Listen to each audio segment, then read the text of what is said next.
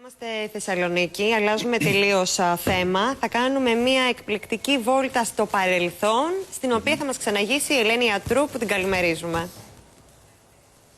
Καλή σας ημέρα από τη Θεσσαλονίκη, και σήμερα που είναι Παρασκευή δεν θα μπορούσαμε παρά να σας αποχαιρετήσουμε και αυτή την εβδομάδα με μια εκπληκτική εικόνα. Βρισκόμαστε στα λουτρά του Λαγκαδά, στον τουρκικό Μαχαλάλα που βρίσκομαι τώρα. Κάθομαι σε έναν εκπληκτικό καναπέ μέσα σε ένα Volkswagen λεωφοριάκι του 1972, το οποίο γίνεται και σου παρέχει ό,τι έχει ανδροχόσπιτο. Δίπλα μου είναι το κουζινάκι, έχει τον ανεμιστήρα του, εδώ είναι το κρεβάτι. Είναι μια Τουρκάλα του φίλου μου του Κεμάλ και τη Ζεϊνέπ. Είναι δίπλα μας. Εδώ πέρα πρέπει να σας πω ότι είναι Volkswagen από όλα τα Βαλκάνια. Μάλιστα. Είναι η έκτη βαλκανική συνάντηση. Έχουν αρχίσει.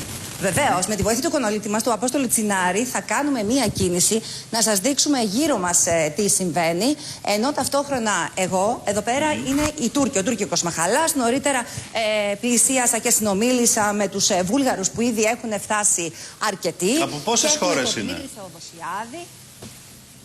Από πόσες χώρες? Ναι. Δημήτρης Θεοδοσιάδης, για να μας πει από τους διοργανωτές. Καλημέρα σας καταρχάς. Καλημέρα. Από Ελλάδα φυσικά, Βουλγαρία, Τουρκία αρκετή, Σερβία, Ρουμανία, Σκόπια, Βοσνία, Ερζεγοβίνη. Το θέμα είναι ότι δεν θα μείνετε μόνο εδώ μέχρι και την Δευτέρα.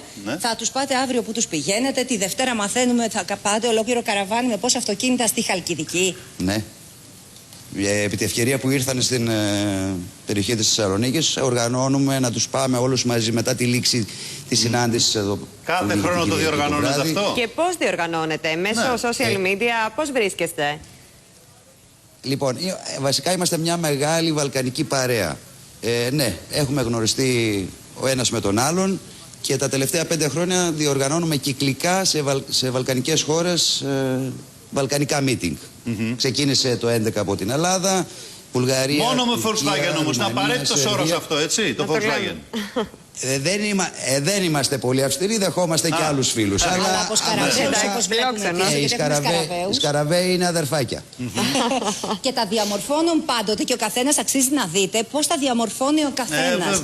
Έχουν το δικό τους προσωπικό χαρακτήρα. Εδώ πέρα έχουμε και μια οικογένεια που τα παιδιά από ό,τι μας είπανε γεννήθηκαν μέσα στα Volkswagen και έχουν συμμετάσχει σε πολλές τέτοιες εκδηλώσεις. Εκδηλώσεις, ναι. Νομίζω δεν έχει φεστιβάλ και καραβάνι. Όχι. Σερβία, Βουλγαρία, σε όλες τις βαλκανικές χώρες. Να μας πει η μικρή το όνομά σου. Εμένα με λένε Δήμητρα. Για πες μας, Δήμητρα, έχεις κάνει πολλά ταξίδια με Volkswagen? Πάρα πολλά. Αναπαυτικό, άνετο, το προτιμάς για διακοπές? Ναι. Πού έχεις πάει, σε ποιες χώρες? Δεν έχουμε πάει στο εξωτερικό, μόνο εδώ στην Ελλάδα. Μόνο στην Ελλάδα. Θα πας και στο εξωτερικό, φαντάζομαι. Ναι, κάποια Στο στιγμή. εξωτερικό.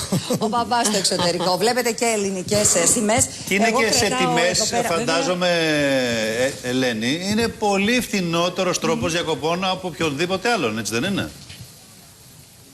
Φυσικά. Εντάξει. Είμαστε εραστές και του ελεύθερου κάμπινγκ. Ναι, φυσικά. Αλλιώς δεν γίνεται. Πρέπει να σ' αρέσει και η περιπέτεια λίγο. Άμα σ' αρέσουν τα σαλόνια, δεν μπορεί να το κάνεις αυτό.